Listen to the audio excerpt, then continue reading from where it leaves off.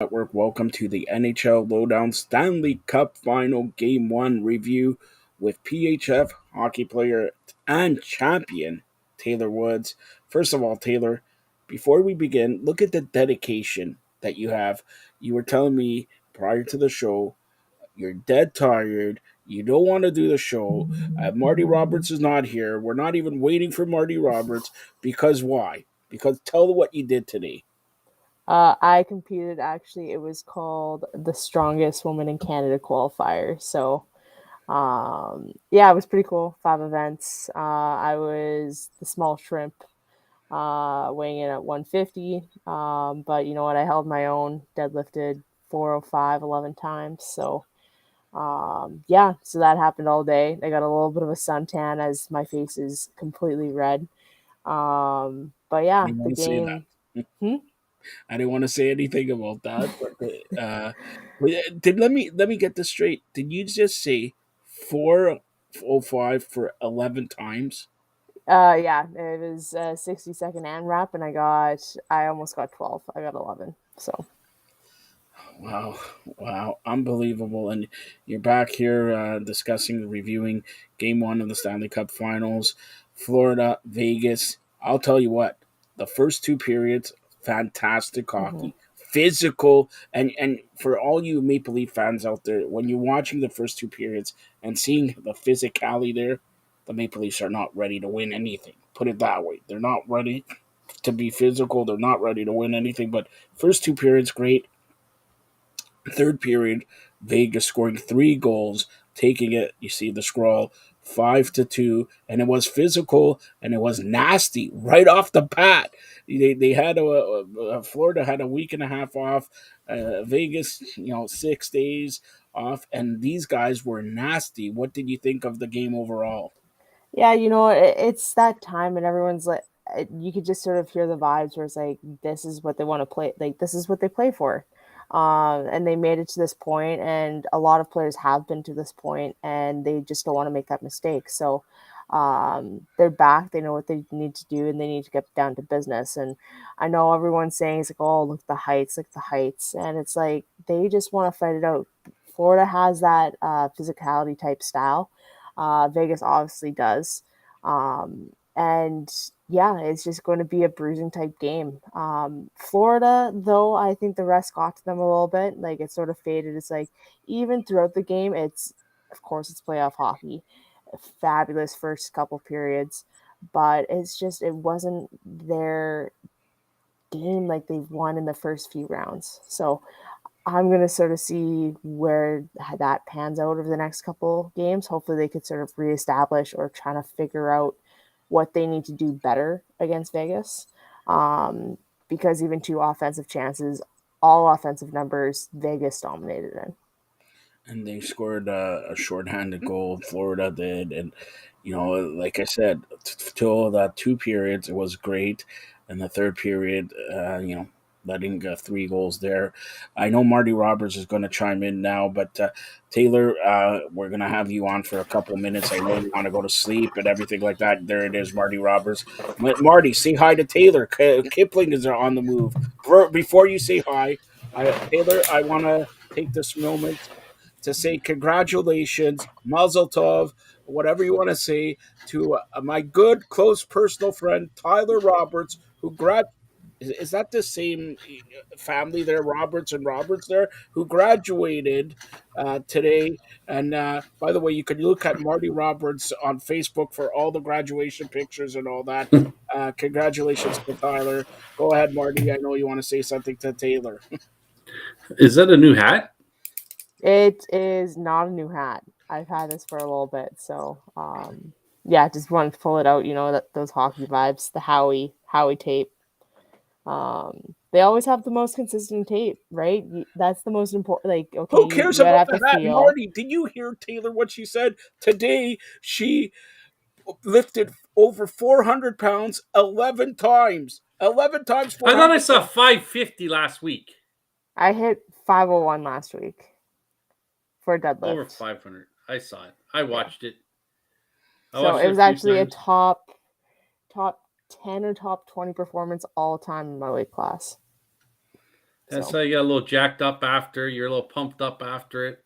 it's a small venue, like pretty much like it felt like people were on top of me. So, like they sent me energy and I had to just send it back. So it just waved like that. All right.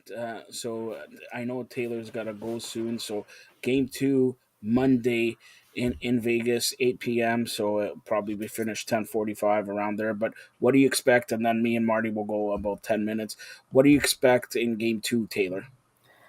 I'm expecting the same thing how it started. I think it's like the bloodbath at the end. It's going to come out. Now there's sort of some bad tempers. There's something to be mad about. And I think they're just going to go back to the whiteboard and sort of figure out in terms of videos, like what they need to do. Uh, Vegas did a really good job at getting shots from the point coming through, right? The two key goals. So Florida just has to do the same thing. What can they do to sort of get in front of the goalie and create those different bounces, because they didn't really have great scoring chances down towards that third period. All right, Taylor, I know you're exhausted, so I'll bid you adieu. We'll hopefully see you on Tuesday. Me and Marty will cover it. Marty, any last comments for Taylor? No, go get some rest. You're probably a little sore. I need my car lifted tomorrow, so can you come by and help me? My jack's I not can give working. it a I need you shot. to lift it. Sounds good. All right, Take it so easy, Taylor. that's You guys Taylor too. Woods. Taylor will be back here throughout the Stanley Cup final. Take it easy and go get some rest. Sounds good. You guys too. All right, take care. That's Taylor Woods. Now, with Marty Roberts, seriously, congratulations to your son graduating. So, big hurrah in the Roberts family. Are you actually going to spend some money and give him a graduation present? You know what? He got enough. Like, things were just popping out still. We bought him golf clubs, before the start of the Oh, golf season. He got a little bit more today. He got a check. He's a happy kid. I got a check. He Got got a a check. check. He How got a much was check the with check for? How with a much couple was it? zeros on it. Okay, so it's similar to what Fired Up Network pays, right? Exactly, right? But no, it was a long day. I know most of those kids there, they were getting their diplomas and that. They were like, what are we doing here? But you know what? 10 years from now, they'll look back and say, I'm glad I went. I'm glad my parents told me to go, because you only do it one time. And there was an awful lot of people there. And, congrats to all those kids. And my kid was one of them, and he's into the real world now. And by the way, Lakehead College, there, Norm University, don't call it college, like University. University, Norm Rumack's accountant, Harvey Corbin, went to Lakehead University. Well, the As main for, campus is in Thunder Bay. yes, that's right. He's from Thunder Bay, Yep. and everything like that. All right, I digress. Let's get. I got Taylor's thoughts on game one. What did you think of game one? First two periods, amazing, physical, and you could see, like I said to Taylor, if you're a Maple Leaf fan, we're never going to win the cup because physical, banging, booming, boom, and Maple Leafs are not that. But first two periods, great hockey. Third period, take penalties and everything like that. Florida scoring 3 goals, 5-2 win. Go ahead.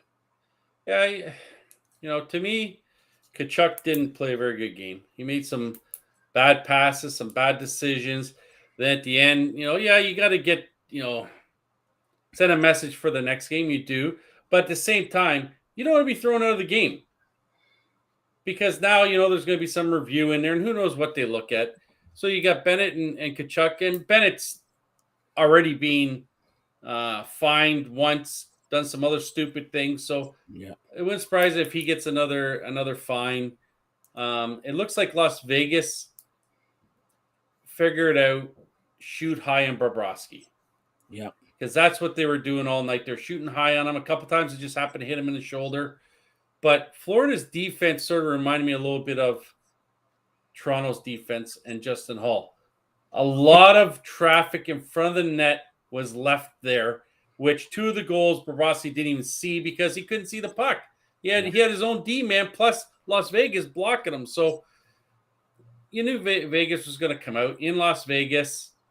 I expect, like I said, I have Vegas winning in 6, and I think they also win this next one because Florida made 7 power plays to 3. Yeah. You can't give Las Vegas 7 power plays in the Stanley Cup final. You just can't. So they're going to have to go back. They're going to have to look at this, and Maurice is going to have to read in the riot act on being a little bit smarter with taking penalties. And when you say 7 power plays to 3, Florida throughout this playoff run, very disciplined, very disciplined. And this, and you saw the last, and by the game, and by the way, the hatred in this series, there, Florida's off 10 days, the other guys are off 4 or 5 days. Yep. They hate from the first second, but they weren't disciplined at all with maybe 7-10 minutes left in the third period and cost them basically the game. Yeah, it was, I'll give it. Hill made some big saves to Yep. keep Vegas ahead at that time, and he made the one on Reinhart at the end. Reinhart was a little slow on making it. I think he was so surprised that he got the breakaway and he didn't know what to do once he got down there, because even if Hill doesn't make that toe save, I don't know if it's necessarily going in, because I think it was actually past the net. But Florida has to come out with a different game plan. The game plan didn't work tonight, that's for sure. And like I said, if Bobrovsky isn't standing on his head, I don't know if Florida wins this series. I really don't. Well, a lot of people were saying Vegas is going to beat them. And now, game 2 tells it all. If Florida comes back to tie up the series, we have a series. If Vegas wins 2-0, I don't know if Florida could win both games in Florida. I think they're going to take one for sure.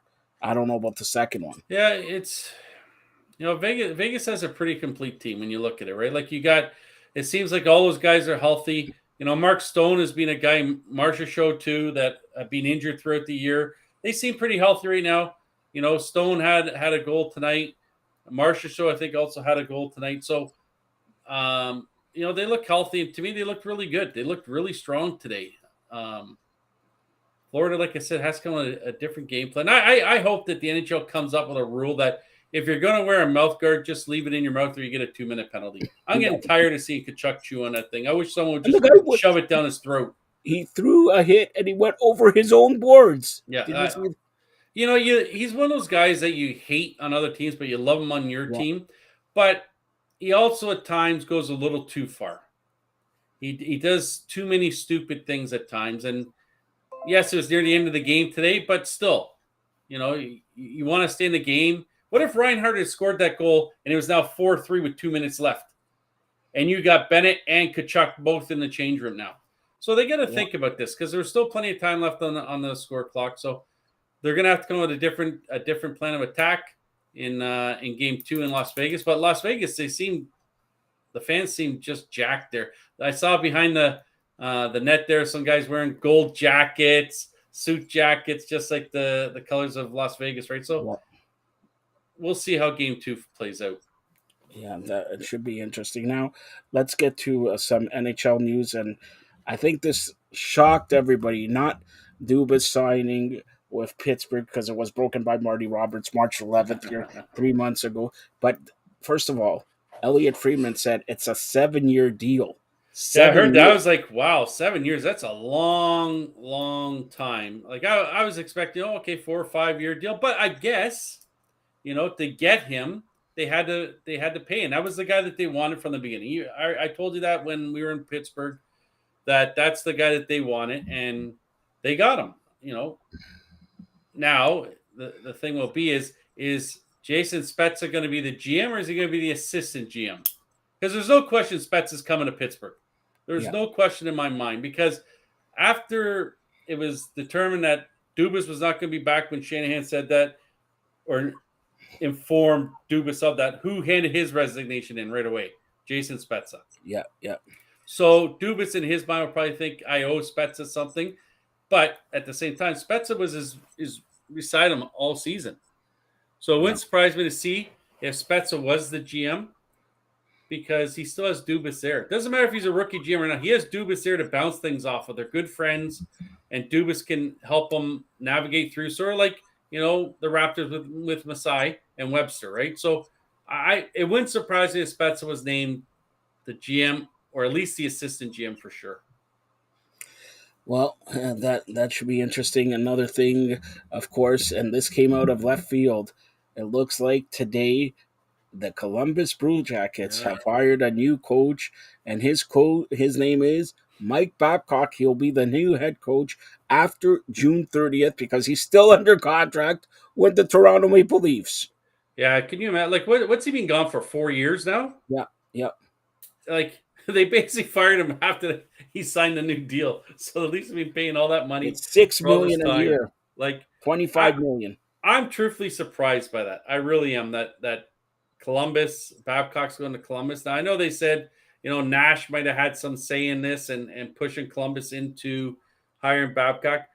I don't know if Babcock's style fits this day and age. And we see guys like, that are old school type of coaches. They last for a couple of years and then they're gone again. And I don't know, maybe that's what Columbus needs. Maybe they do. Maybe they need that coach that'll come in and kick their ass and get them going.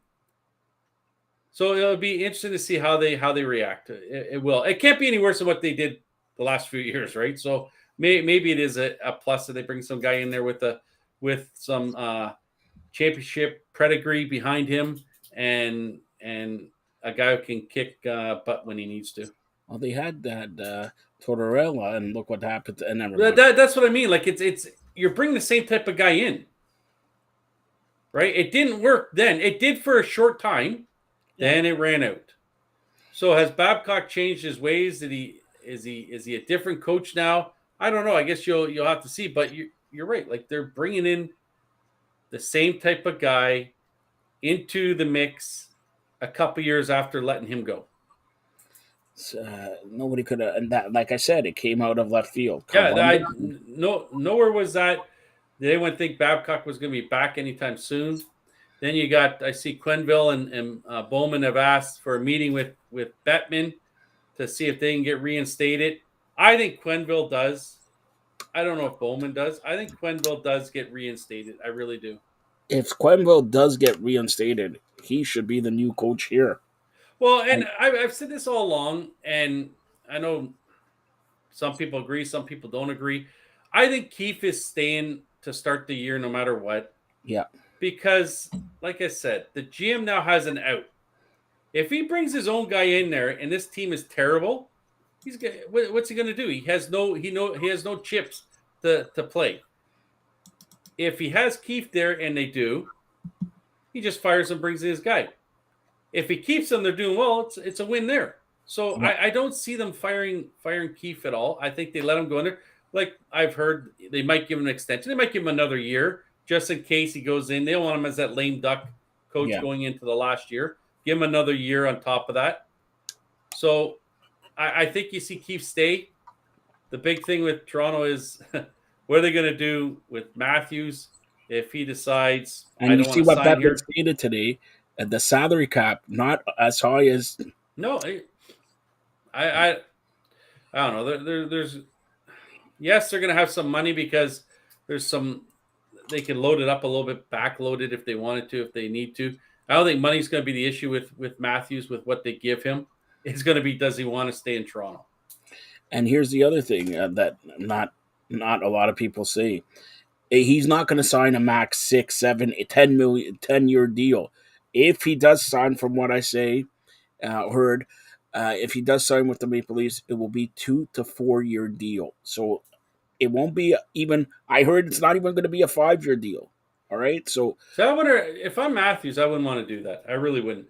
If I could get my max money for the max amount of time, you take it, and then I don't know if they can do the opt outs or whatever the case is in the NHL, like they do in baseball and every other sport. Then you just mix that in there, that you have that option to get yourself out there. What if he signs this 4-year contract and he's just a guy in year 3 and 4? He's out all that money. No one's going to give him that big coin. So you might as well sign that 5 to 7 year contract and know, hey, I got this money here, whatever the heck it's going to be, 70, 80, 90, whatever the heck the money's going to be. I don't think money's going to be the issue with Matthews. It's going to be, does he want to stay in Toronto? All right, so we'll go to something else. Tomorrow, it's the Memorial Cup final. Marty Roberts, you got a pass. You've been to every OHL game this year. You got a pass from the Fired Up Network. All right, who do you think's going to take the Memorial Cup? Is it Patrick Roy Quebec Rampart or Seattle. I honestly, I've only watched a couple of games in the Memorial Cup, and I'm gonna go with Patrick Waugh's team. I just think he'll have them ready to go, and they win the Memorial Cup. Quebec Ramparts. That's who Marty Roberts says. All right, so we'll go for a couple more minutes because I know Marty Roberts wants to talk about what a great pitching performance. First by Chris Bassett, second today by Barrios. Blue Jays are hot. Yes, Yeah, 3-0, 2-1. That means tomorrow they're going to win 1-0. well, they've already won. This is the third straight series they've won now since they were in their little tailspin, and that's why I said I just thought if they got out of the AL East for a little bit, they might get on a little bit of a streak, and they have. They're starting to play better. The pitching has been really good. Like Bassett yesterday, you got Bassett whose wife is back in Toronto, getting ready to give birth. Did not have a baby, like 70 hours in labor. Right, but here's a guy whose mind is on the game, but he also has his wife and his unborn child that may happen at any time. And he's out there and he dominates like he did in a place that he played last year. 7 2/3. That is pretty. And sorry, Marty, he went up against not a jabroni, Justin Verlander. Verlander, right? You got, and again, you had Springer get the bomb. Yep. And then Varsho gave a couple extra with his 2-run shot, which was an absolute rocket. Yeah. To right field.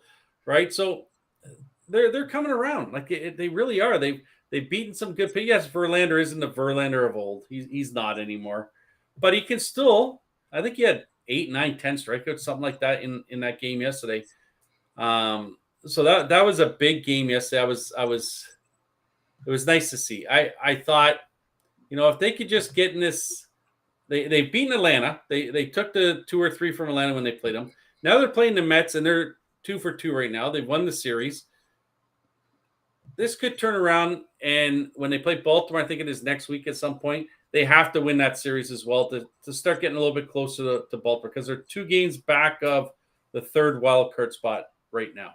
And today, Vlad Guerrero came through, not with a home run, but it's going to come. This guy hasn't hit a home run other than it's been a month, a full calendar month off of a actual pitcher. It's been a full calendar month. He hit the grand slam off a player there, but Blue Jays winning 2-1. Pearson again getting the win, but Barrios, the story. Barrios, you know what? He's been pitching. Right now he's been like the old Barrios. So if he's the only problem is we talked about it several times already. Number one, the ace that started Alek Manoah, because the real ace is Gosman. But Barrios did well. 2-1 victory. Tomorrow should be interesting to see. Kikuchi comes in at 6-2. So if he wins, he has 7 wins. Yeah, it's Barrios is throwing the ball really well. He's got a lot of confidence right now, and that's what he lacked before. Last year, what would happen is it was almost like as soon as any pressure is put on him, he crumbled. Yeah. This year, it's a different guy. It's a different guy. It's a guy that knows he can get these guys out. And when you're pitching, and your mindset is, hey, I know I can do this, it makes it a lot easier. It's like we talked about with Manoah. You start thinking about, oh, man, I don't want to throw a ball here. You're done. Oh, I don't want to give up a hit here. You're done. You're already thinking that this guy's going to beat you. You can't go in with that. And Barrios has shown this year that he's had, 2 bad starts, I think? Yeah. His ERA is 3.66. Right. So had Bassett. So Kikuchi even has 2 bad starts. So that's what's going to happen when a starter pitches 30, 32 starts a year. You're going to have 2, 3, 5, maybe 5 even throughout the year bad starts. But if you go 6, 7 innings, what can you expect?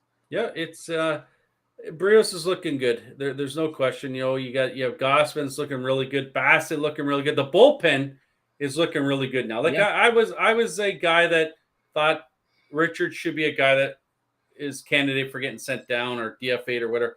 He has really done his job. He comes in and he's a guy that will go 3 innings if you need him, but He also comes in, he's striking out, more than a guy. And I think it's almost like 11 per 9 or 12 per 9 now. The changeup is pretty good that he has. Like, that's pretty lights out changeup. They don't hit that. Pearson came in, did well for his inning, and then Swanson came in and shut it down because Romano couldn't go today. Yep. So this bullpen is looking really strong.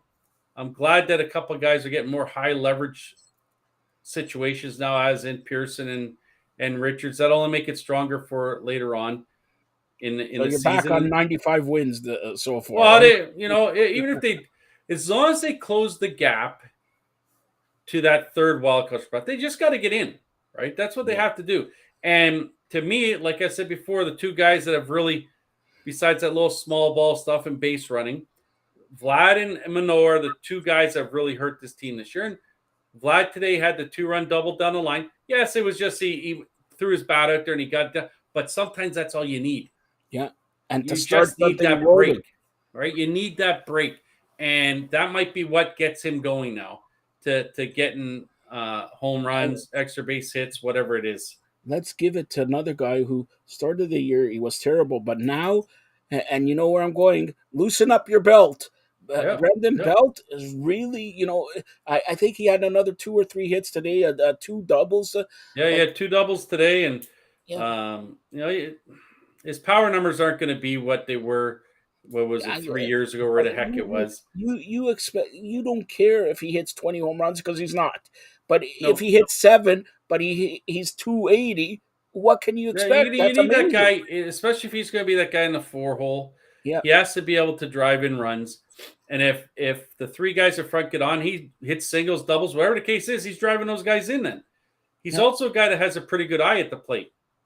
So he's a guy that'll take walks, will get the timely hits for you. His power, like I said, his power isn't going to be what it was 2 or 3 years ago. He's coming around nicely, which is nice because you got Chapman that's fallen off a little bit, and Chapman's hitting isn't going that great. And he also made another error, which is 5th error this year. I think he made all of last year 5 or 6 errors. 5 errors, yeah. And that throw today he took it a little too routine, and he tried to pump it up, and I think it was Alonso running, and he overthrew it. It happens. Guys like Chapman usually don't do that, but he also makes diving plays to his right. So it's a team, and even though Kiermaier's in a little bit of a hitting slump defensively, there's none better in center field, right? Yeah. Springer again today made a couple nice plays. Healthy also, hitting and defense. He made a great sliding catch yesterday there. So again, tomorrow or in 5 minutes, Kikuchi is tomorrow. Kikuchi starts, could be 7-2, and they could sweep the New York Mets. And let me tell you, the Mets spent more than the Blue Jays this year. They when you look at it, see, I think the problem with the Mets was they've paid guys like Scherzer and Verlander for what they have done in the past. Well, they're both 40-year-old pitchers. They don't have the same juice anymore. So you just paid them for what they did in the past, and they're not there this year. Verlander, I think, he had like a 4.3 ERA going into today. But a guy like Verlander, Scherzer, they should figure it out a little bit for them. But spending all that money and not being in front must just irritate Cohen in New York. There's no question about it. What's Eric Cohen doing in New York? Anyways, also Bettman today in State of the Union announced that the All-Star Game's coming to Toronto, 2024. Also, the Winter Classics happening in Seattle, and they're going to have 2 Stadium Series games, both in Meadowlands in New Jersey, where the Flyers take on the New Jersey Devils, and it looks like the Islanders, I think they play the Rangers also there. So a lot of stuff by Bettman, and he said the situation in Arizona is going to come to a head very, very soon, and Ottawa's sale is going to come to a head very, very soon there also. So, but the big thing with Bettman, he made the great move of putting the Knights into Las Vegas, but he also made that bad decision to Arizona there, and he keeps defending it and will not move it. It's never going to succeed in Arizona. It's not. They don't even want to build an arena. They hinted already. It's not He already said it's coming to. It's not happening in Arizona. No, But you they got to just also say it's time just to cut the rope and move on from there and put them somewhere else where well, they'll this is what Ron McLean alluded to. Utah. who Yeah, I know. Utah, Salt Lake City, Utah. The owner of the Utah Jazz wants a team, and Arizona to Utah. I'm not saying it's close, but you could see it, and Utah's up and coming there and everything like that because they want to get expansion. Probably Houston, probably Kansas City, maybe Quebec there and all that. So you we'll just have be to look at like I thought of Houston too, but I'm like, could Houston possibly be the same situation as is in Arizona? Right? It starts off good and then it just filters out. Whereas if you go to Utah, it probably is. What professional sports is in Utah?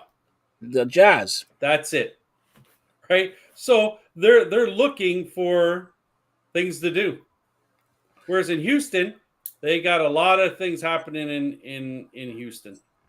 All right, Marty. I've just gotten a text from Drew Ebanks and Alex Campbell. They want Marty Roberts tomorrow night on the post game show of the NBA Finals. I'm sort of I upset with Drew still because I wasn't beside him courtside. What are they called? The Scarborough Shooting Stars? Yeah, Are Scarborough you Shooting not Stars. impressed by that, Joe? That I just remembered that was their name. And by the way, Drew's also going to be at the Scarborough Shooting Stars. They play tomorrow. Also, maybe you should ask him if he's going to put you there courtside. I didn't get a text.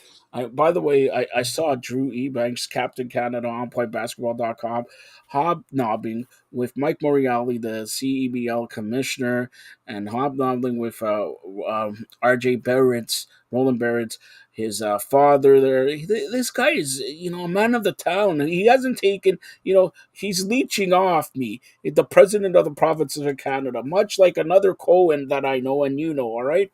So, Marty Roberts, as we close out here, I want to know if you're going to be on for the NBA Finals tomorrow with Alex Campbell and Drew Ebanks. We'll see. I got baseball tomorrow night. We'll see if I'm back. Wait a We'll minute. see. Are you what are you going to be the pitching coach for the East York Bulldogs? Who are they playing? Let's give a Uh, scouting report. I uh, also sent an email to the manager of that team, and he has not shown up so far. well, because they had a game tonight at Christie Pitts. Little birdie told me he might have got thrown out of the game. I haven't confirmed it yet. Little Oh, birdie told me he might have got thrown out of the game. Tomorrow is, I believe, it's against Thornhill. Two Thornhill, games where? at Stan Wadlow Park in East York. Oh, 2 games going on there, and then next weekend we're in Oshawa. Have a little exhibition game with Oshawa. So right in the same park I help out with Durham College. We'll be playing Oshawa next week. So a little bit of a busy week. So we'll see. all right. So again, game one of the Stanley Cup Here's final. my predict: if Butler does not show up, it's a whitewash. They're getting slaughtered tomorrow. Jimmy Butler. All right. So game one, Stanley Cup final, went to Vegas Golden Knights 5-2, defeating the Florida Panthers. They lead the best of 7 series 1-0. Game two of that series goes on Monday in Vegas at 8 p.m. Game two of the NBA Finals goes tomorrow in Denver. Denver leading 1-0. Game starts at 8:30. We're going to do a post-game show probably around 10:45 p.m. And then we'll do a post-game show for Monday Stanley Cup Finals, hopefully 10:45, 11 o'clock also. And no Stanley Cup Final Tuesday or there's a NBA Wednesday and then the Stanley Cup in Florida on Thursday. There's the schedule for the next week there. All right, Marty, tell everybody how they could get a hold of you and when are you going to buy me some. I graduated too. When are you going to buy me some golfing clubs? You don't even know how to golf, Joseph. Yes, my handicap, I get a hole in one. I do Yeah, holes yeah, in ones. yeah, Yeah. yeah, yeah, Marty, my handicap is -4. yeah. Sure, Yeah, sure. from my chair. I It play does. on Xbox all Yeah, the yeah. time. You played on the PlayStation or whatever. On Xbox, You man. play PGA golf. That's the only thing you do. Well, Tiger Woods golf. Come on. You know. Old Lefty 22, Twitter, Instagram. And also don't forget to watch the Jays go for the sweep tomorrow. Kikuchi versus Senga. And don't forget to watch the Memorial Cup also tomorrow.